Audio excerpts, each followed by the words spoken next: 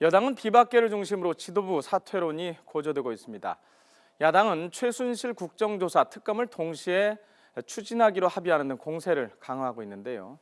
강희경 기자 연결하겠습니다. 강희경 기자. 네, 국회입니다.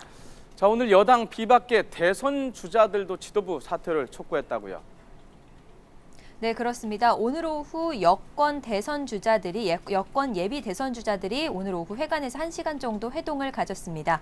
오세훈 전 서울시장, 남경필 경기도지사, 원희룡 제주도지사 등 모두 5명이 참석했는데요. 이 자리에서 이들은 이정현 대표 등 지도부의 전격적인 사퇴를 촉구하는 데 의견을 모았습니다. 회동 후 브리핑을 맡은 오세훈 전 시장은 국민의 신뢰를 상실한 새누리당이 재창당의 길로 가야 한다면서 그 첫걸음은 현 지도부의 사퇴가 돼야 한다고 말했습니다. 어제부터 본격적으로 수면 위에 오른 지도부 사퇴 촉구 목소리는 이처럼 오늘도 계속 이어지고 있는데요. 오늘 오후 비박계 3선 이상 의원들이 다시 모여 지도부 사퇴를 거듭 촉구했고 초재선 의원들도 뜻을 모아 연일 모임을 이어가고 있습니다. 하지만 앞서 당 지도부는 사퇴 해결이 우선이라면서 사퇴를 사실상 거부했는데요.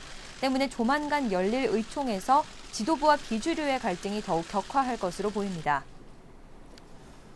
네, 야당 움직임도 좀 정리해 주시죠. 네, 오늘 야3당 원내대표들이 최순실 씨 국정농단 사건과 관련해서 공조 방안을 마련하기 위해 회동을 가졌습니다.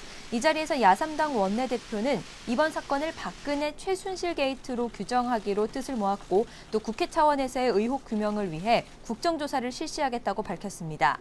이어 특별법에 의한 별도 특검을 추진해 국정조사와 특검, 투트랙으로 진상을 규명해 나가겠다고 말했습니다. 이와 함께 더불어민주당은 오늘부터 비상체제로 전환해 원내 지도부가 국회에 24시간 상시 대기하기로 했다고 밝혔습니다. 또 최순실 사태의 가장 중요한 핵심 증인은 박근혜 대통령이라면서 검찰이 대통령을 조사해야 한다고 거듭 강조했습니다. 국민의당도 박근혜 대통령의 탈당이 먼저 이루어져야 한다면서 대통령이 검찰에 직접 나와 철저히 조사받고 국민 앞에 눈물로 호소해야 문제가 해결될 수 있을 것이라고 비판했습니다. 하지만 이와 별도로 거국 내각과 관련해서는 의견 차이도 보이기 시작했는데요.